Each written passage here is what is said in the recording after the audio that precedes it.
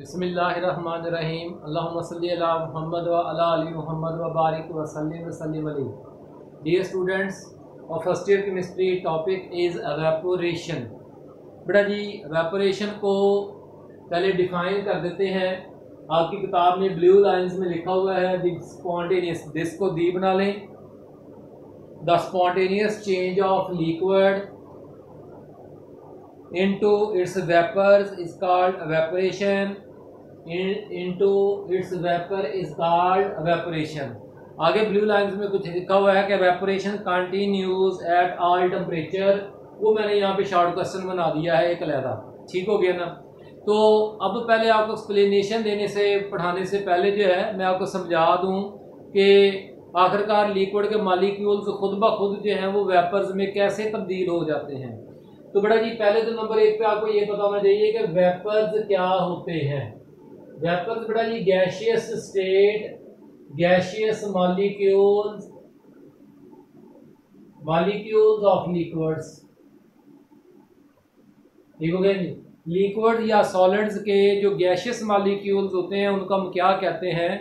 Vapours के नाम से पुकारते हैं। ठीक हो गया ना जी। अब जरा तवज्जो से देखें कि ये मिसाल के तौर पर फर्ज कर ले कि एक कंटेनर है, एक बीकर है मेरे पास। ठीक हो गया ना जी। उसके अंदर मैंने जो है वो लिक्विड डाला हुआ है। आप देखेंगे कि ये लिक्विड के मॉलिक्यूल सरफेस पर जो है वो आपस में जुड़े हुए हैं, लेकिन सरफेस के नीचे जो है वो लिक्विड के मॉलिक्यूल्स जो है वो जुड़े हुए नहीं है, बल्कि उनके दरमियान में कुछ स्पेसेस है। ऐसा क्यों है? बड़ी बात यह है कि ये लिक्विड के मॉलिक्यूल्स हैं, इनमें इंटरमीडिएट स्ट्रेंथ ऑफ इंटरेक्शंस पाई जाती हैं। ये एक दूसरे को अट्रैक्ट कर रहे हैं। ठीक है ना जी। यहाँ पे इस लिक्विड के मॉलिक्यूल को अगर ये अट्रैक्ट कर रहा है तो ये भी अट्रैक्ट कर रहा है, ये अट्रैक्ट कर रहा है तो ये नीचे वाला भी अट्रैक्ट कर रहा है। तो इसलिए ओवरऑल तो ये कैंसिल हो सकता है। लेकिन इधर लिक्विड के मॉलिक्यूलों को अंदर की तरफ पुल किया जा रहा है, तो जब वो अंदर की तरफ पुल होंगे ना जी, तो अंदर की तरफ पुल होने की वजह से, अट्रैक्शन की वजह से वो एक दूसरे के क्लोज हो जाएंगे, लिंक हो जाएंगे। मैं आपको एक और एग्जांपल देता हूँ जिससे जरा आपको और आसानी से समझ में आ जाएगी। ये मिसाल के तौर पर फर्ज कर लें, ये अब इनके दरमियान में स्पेसेस आपको नजर आ रही हैं। अब जरा वही मॉलिक्यूल्स मैंने क्लोज कर दिए हैं, वही मॉलिक्यूल्स मैंने क्या कर दिए? क्लोज कर दिए हैं।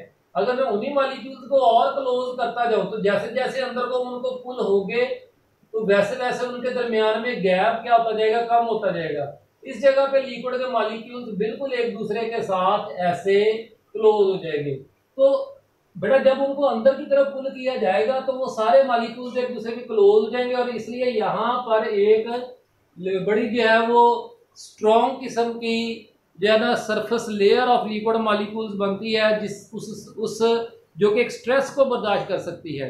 जैसे दरख्तों के गिरे हुए पत्ते लिक्विड की सरफेस के ऊपर जो है वो ऐसे पड़े रहते हैं, तो वो सरफेस उनको ग्रेविटी के अगेंस्ट स्टैंड करती है, यानी उनको उठाती है ऊपर को। तो उसमें एक टेंसाइल स्ट्रेंथ मौजूद है, उसमें एक एनर्जी मौजूद है। उस टेंसाइल स्ट्रेंथ को या एनर्जी सरफेस को हम क्या कहते हैं? सरफेस टेंशन का नाम देते हैं। तो वो हमारा चूंकि टॉपिक नहीं है, लेकिन साथ डिस्कस हो गया, वो एक अलग बात है। अब जरा बेटा जी सपोज कर लें कि ये कुछ ऐसे मॉलिक्यूल देखें, मिसाल के तौर पर इसका लिक्विड का टेम्परेचर है जी 25 डिग्री सेल्सियस। सराउंडिंग का टेम्परेचर कितना मैंने कर दिया? 25। और लिक्विड का टेम्परेचर भी मैं कितना है जी? 25, क्योंकि जिस सराउंडिंग में मौजूद है वही टेम्परेचर होगा। लेकिन इस गिवन टेम्परेचर पे जो है वो कुछ ऐसे मॉलिक्यूल्स हैं जिनको मैं डबल डैश कर रहा हूँ। क्या कर रहा हूँ? डबल डैश कर रहा हूँ। तो ये डबल डैश वाले जो मॉलिक्यूल्स हैं ये हाई एनर्जी के हैं। देखिए तमाम मॉलिक्यूलों की एक जैसी काइनेटिक एनर्जी नहीं होगी, कुछ की ज्यादा होगी, कुछ की कम होगी। ठीक है ना जी। तो जो है कुछ की कम होगी, कुछ की ज्यादा। तो ये जो डबल डैश वाले हैं, ये डबल डैश वाले मॉलिक्यूल कौन से हैं? हाई काइनेटिक एनर्जी रखते हैं देन एवरेज काइनेटिक एनर्जी से। तो ये जब हरकत करते करते लिक्विड की सरफेस पे पहुंचते हैं, हरकत कर रहे हैं किसी भी डायरेक्शन में, रैंडमली मूव कर रहे हैं, तो जब ये लिक्विड की सरफेस पे पहुंचते हैं तो ये लिक्विड की सरफेस से एस्केप कर सकते हैं। क्या कर सकते हैं? एस्केप कर सकते हैं। तो क्योंकि देखिए वो हाई काइनेटिक एनर्जी वाले हैं तो उनकी स्पीड ऑफ मोशन भी ज्यादा है, तो वो इंटरमॉलिक्यूलर अट्रैक्शंस के ऊपर आसानी से काबू पा सकते हैं। तो जब वो लिक्विड की सरफेस पे पहुंच जाए तो अपनी high kinetic energy, high speed motion की वजह से पीछे वाले मॉलिक्यूलों की ट्रैक्शन से आजाद हो जाते हैं, इसलिए वो वेपर्स बन के ऊपर चले जाते हैं। अब वेपर्स को मैंने ऐसे बना दिया है, ठीक है, ये क्रॉस कर दिए मैंने कि ये क्या बन रहे हैं, ये वेपर्स बन रहे हैं इस तरह से। तो बेटा जी इस तरह से जो है वो क्या होगा कि लिक्विड के मॉलिक्यूल जो है वो हाई काइनेटिक एनर्जी वाले जो हैं वो लिक्विड की सरफेस से खुद ब खुद एस्केप होते जाएंगे। तो जो पीछे लिक्विड के मॉलिक्यूल्स बच जाएंगे वो क्या होंगे? वो लो काइनेटिक एनर्जी के होंगे, ठीक है ना जी। जब लो काइनेटिक एनर्जी के होंगे, काइनेटिक मॉलिक्यूलर थ्योरी के मुताबिक क्या जी कि जो absolute temperature is directly proportional to average kinetic energy, translational kinetic energy के डायरेक्टली प्रोपोर्शनल होता है। तो बेटा जब पीछे लो एनर्जी के मॉलिक्यूल्स रह जाएंगे तो टेंपरेचर भी लो हो जाएगा। लेट्स सपोज लिक्विड का टेंपरेचर कम होकर 23 हो गया, सराउंडिंग का टेंपरेचर 25। एवेपोरेशन के नतीजे में वेपर्स बनने की वजह से हाई एनर्जी मॉलिक्यूल्स का एस्केप आउट हो जाने की वजह से क्या हो गया है, ये एवेपोरेशन, ये एरो किसको शो कर रहा है? ये एवेपोरेशन को शो कर रहा है कि किसी जो है वो वेपोरेशन की वजह से हाई काइनेटिक एनर्जी वाले मॉलिक्यूल्स जो हैं वो बाहर चले गए हैं, ठीक हो गया नहीं? हाई काइनेटिक एनर्जी वाले मॉलिक्यूल्स बाहर चले गए तो पीछे क्या बच गया? लो काइनेटिक एनर्जी वाले। तो लिक्विड का टेंपरेचर 25 से कम होकर मैंने कितना कर दिया? 23। तो अब क्या होगा? हीट जो है वो फ्लो करेगी सराउंडिंग से, किसमें? इसमें। तो सराउंडिंग का टेंपरेचर भी कम हो जाएगा, जब इसमें से हीट बाहर जाएगी तो ये भी 24 और ये दोबारा से बढ़ के 24। लेकिन क्या हुआ? पहला इनिशियल टेंपरेचर क्या था? फर्स्ट इनिशियल टेंपरेचर क्या था? T1 क्या था जी? 25 था। एवेपोरेशन के वजह से क्या हो गया है? T2 क्या हो गया? 24। तो क्या होगा? इसके कूलिंग। अब अगर मैं कहता हूं जी फिर एवेपोरेशन हुई, इस 24 पे फिर कुछ ना कुछ ऐसे मॉलिक्यूल्स हैं जो हाई काइनेटिक एनर्जी हैं जो कि वेपर्स बन के बाहर चले गए और इसका टेंपरेचर कम होके कितना हो गया? 22 हो गया। फिर हीट अंदर फ्लो करेगी तो फिर इसका टेंपरेचर 23, इसका दोबारा से हीट अंदर जाने में 23, अगला T3 क्या हो गया जी? 23 डिग्री सेल्सियस। हर मरतबा वेपोरेशन के नतीजे में आप देख सकते हैं कि temperature of surrounding and liquid जो है वो फॉल करता जा रहा है, यानी कूलिंग पैदा होती जा रही है, ठीक हो गया ना जी। तो एवेपोरेशन के लिए चूंकि एनर्जी चाहिए, वो एनर्जी लिक्विड के मॉलिक्यूल्स अपनी एनर्जी को इस्तेमाल करते हुए बाहर चले जाते हैं, लेकिन पीछे जो वेपर्स बन के बाहर चले जाते हैं, लेकिन जो पीछे लिक्विड के मॉलिक्यूल्स हैं वो लो काइनेटिक एनर्जी के हैं, तो वो सराउंडिंग से हीट एनर्जी को अब्सॉर्ब करते हैं और इस तरह से सराउंडिंग में कूलिंग पैदा करते हैं। तो बेटा जी आपकी किताब में ये सारी बातें कैसे लिखी हुई हैं, इसको जरा पढ़ ले एक दफा। जो है पेज जो है वो 90 पर 88 पे, पेज 88 पर आ जाएं। तो पेज 88 पर क्या बताया जा रहा है कि in order to understand evaporation we have to examine the movement of molecules in liquid. मैंने भी ऐसी लिक्विड के मॉलिक्यूल्स बनाए।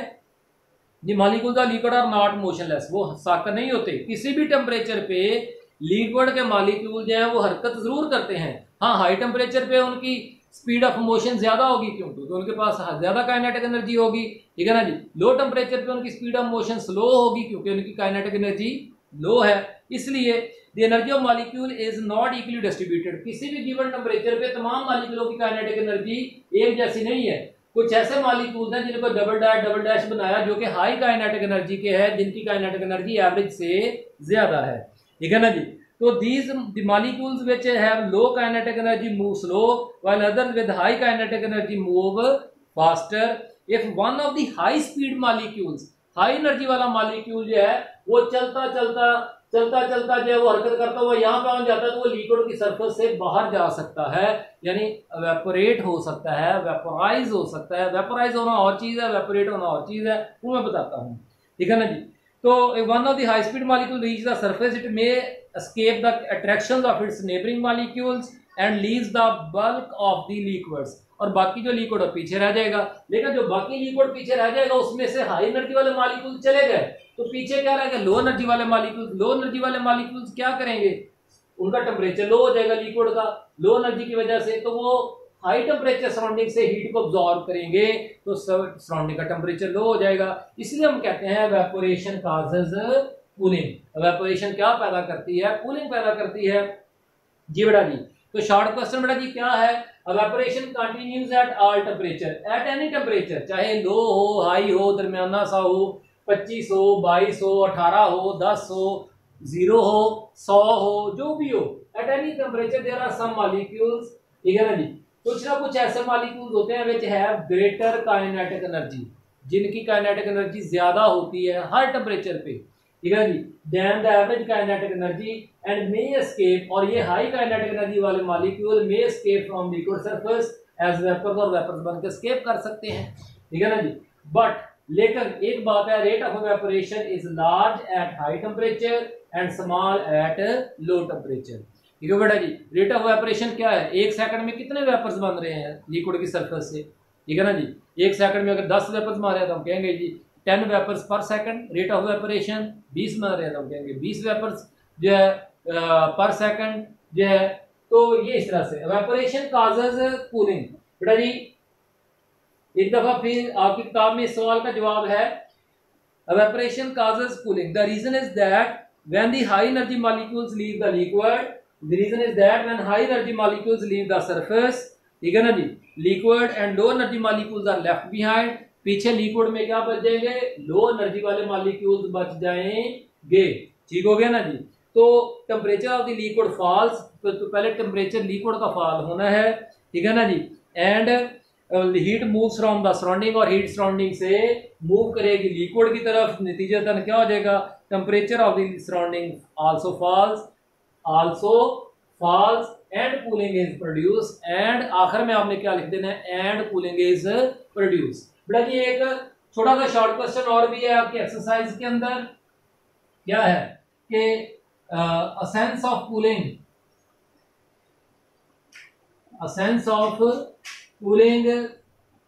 is produced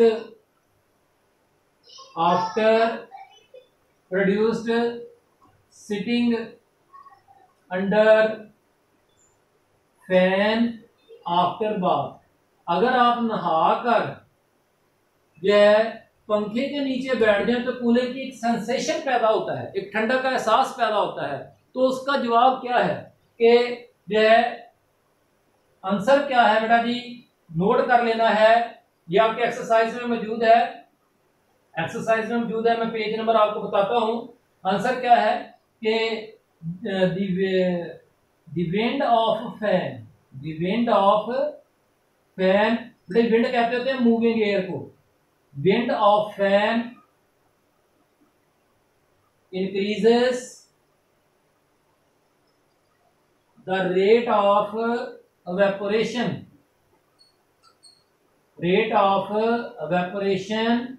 increases the rate of evaporation many times, कई गुना, ठीक है जी, then room temperature, then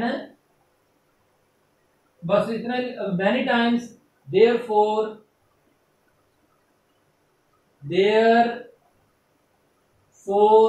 sense of cooling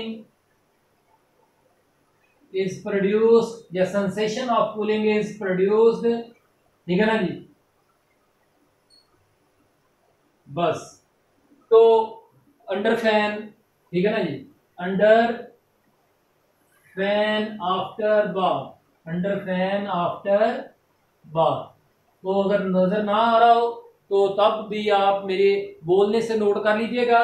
the wind of fan increases the rate of evaporation many times, therefore sense of cooling is produced under fan after bath. एक बड़ा ये question और है, एक short question और है, आपके exercise में ही मौजूद है, और वो क्वेश्चन क्या है, वो क्वेश्चन है जी कि अर्थनवेयर वेसल्स की kept what, अर्थनवेयर वेसल्स, जैसे कच्ची मिट्टी के बर्तन, ठीक है ना जी, keep water cool keep water cool while, वो पानी को ठंडा क्यों रखते हैं? तो इसका जवाब क्या है? अर्थनवेयर वेसल्स, अर्थनवेयर, ये वेयर है कहीं वी ना समझ लीजिएगा, वेयर वेसल्स है पोरस वाल्स, इनकी वाल्स क्या होती हैं? पोरस है, पोरस वाल्स, इनकी दीवारें पोरस होती हैं। Through pores evaporation of water occurs and water inside inside vessels become cool। तो ये बेटा जी सारे सवाल वही थे जो क्या था, एवेपोरेशन काजेज कूलिंग, ठीक है ना जी, कि एवेपोरेशन जो है वो ठंडक पैदा करती है। तो उसकी दो और यानी कि आम लाइफ में से एप्लीकेशंस आपको बता दूं। अब बेटा जी फैक्टर्स, आखिरी पैराग्राफ जो है, factors affecting the rate of evaporation. सबसे पहले बेटा सरफेस एरिया ऑफ लिक्विड, देखिए मिसाल के तौर पर जो है हमारे पास ये मैंने 100 ml वाटर लिया है, सब के अंदर 100 ml वाटर, लेकिन इस मरतबा ये वाटर क्या वो मैंने एक ग्लास में डाल दिया है 100 ml वाटर, ठीक हो गया ना जी। और इधर मैंने 100 ml वाटर जो है वो एक ट्रे में डाल दिया है, ये क्या है मैंने ट्रे बनाई है और इसके अंदर भी क्या है 100 ml वाटर है। तो आप A container, B container, C container, मुझे आप बताएंगे किसमें सरफेस एरिया ज्यादा है? आप कहेंगे सर जी सी में सरफेस एरिया सबसे ज्यादा है, सी का सरफेस एरिया सबसे ज्यादा है, फिर उसके बाद ए का है, फिर उसके बाद क्या है बी का है। तो बेटा जितना ज्यादा सरफेस एरिया ज्यादा होता है, वेपर्स के एस्केप आउट होने के चांसेस भी क्या होते हैं? ज्यादा होते हैं।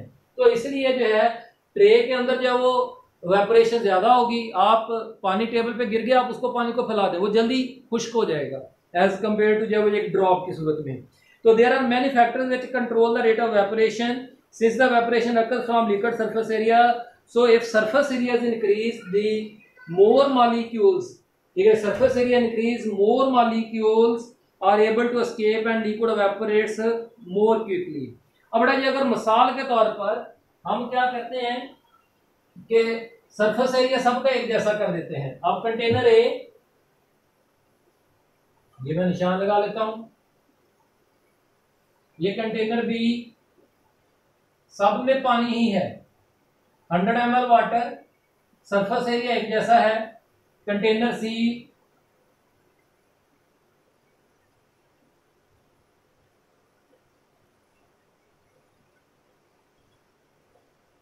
हंड्रेड ml वाटर, ठीक हो गया ना जी। लेकिन इसका टेम्परेचर 25 डिग्री सेल्सियस है, इसका टेम्परेचर 50 डिग्री सेल्सियस है, इसका टेम्परेचर 75 डिग्री सेल्सियस है। तो अब मुझे बताया रेट ऑफ वेपोरेशन किस में होगी? जहां पे हाई टेम्परेचर है वहां पे मॉलिक्यूलों की काइनेटिक एनर्जी ज्यादा होगी, तो रेट ऑफ वेपोरेशन क्या होगा? सी में ज्यादा होगा, फिर बी में, फिर किस में ज्यादा होगा? ए में।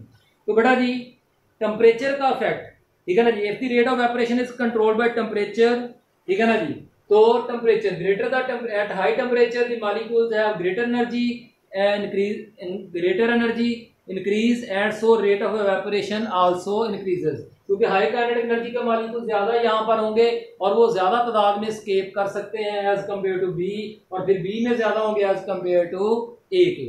अब बेटा ये मिसाल के तौर पर सबका टेम्परेचर जो है वो क्या है? 25 है, सरफेस एरिया भी एक जैसा है, लेकिन लिक्विड डिफरेंट है। इधर मिसाल के तौर पर वाटर है और इधर कौन है? 100 ml, मैंने क्या डाल दिया जी? इथेनॉल। क्या डाल दी है? इथेनॉल। और इधर 100 ml मैंने क्या डाल दिया? ग्लिसरॉल। क्या डाल दिया? ग्लिसरॉल, जिसे ग्लिसरीन भी कहते हैं। बड़े हमें पता है कि वाटर के मॉलिक्यूल जो है वो 2 हाइड्रोजन बॉन्ड पर मॉलिक्यूल बनाते हैं, और जबकि इथेनॉल के मॉलिक्यूल जो है वो 1 हाइड्रोजन बॉन्ड पर मॉलिक्यूल बनाने की सलाहियत रखते हैं। और ग्लिसरीन जो है उसमें तो 3-3, उसमें क्या क्या पाए जाते हैं? 3-3 हाइड्रोजन बॉन्ड बनाने की सलाहियत होती है, ठीक हो गया जी, 3-3 हाइड्रोजन बॉन्ड बनाने की सलाहियत मौजूद होती है। तो ये मैं इस तरह से करके बना देता हूँ, पार्शियल नेगेटिव पार्शियल पॉजिटिव। तो ये CH2, ये CH, ये CH, ये ग्लिसरीन का। तो बेटा जी सबसे ज्यादा स्ट्रॉन्ग इंटरमॉलिक्यूलर फोर्स अट्रैक्शन किसमें है? ग्लिसरीन में। यहाँ पे 3 हाइड्रोजन बॉन्ड पर मॉलिक्यूल है, यहाँ पे 1 हाइड्रोजन बॉन्ड पर मॉलिक्यूल है, और यहाँ पे 2 हाइड्रोजन बॉन्ड पर मॉलिक्यूल है। तो इसलिए ये मॉलिक्यूल्स आसानी से एस्केप आउट नहीं हो सकते। तो इसलिए ग्लिसरीन का same surface area same temperature पर क्या होगा? रेट ऑफ इवेपोरेशन कम होगा एज कंपेयर टू वाटर के। फिर वाटर का कम होगा किससे? इथेनॉल से। इसलिए इसे इथेनॉल जो है वो पड़ी पड़ी उड़ जाती है, वोलेटाइल होती है। तो बेटा जी जो similarly the intermolecular forces are weak, the rate of evaporation is faster. जैसे इथेनॉल में वीक थी, ठीक हो गया ना जी। तो गैसोलीन पेट्रोल को कहते हैं, पेट्रोल का बोतल का ढक्कन खोलेगा उड़ जाता है, क्योंकि हाइड्रोकार्बन्स है। लंडन डिस्पर्शन फोर्सेज है जो कि बहुत ही वीक किस्म की फोर्सेज हैं। तो where molecular space London forces attraction evaporation much faster. तो मैंने आपको जो है वो और एग्जांपल्स दे दी है। तो ये बेटा ये आपका लेक्चर है। अल्लाह ताला हम सब का आमीन नासर हो, आमीन। शुक्रिया।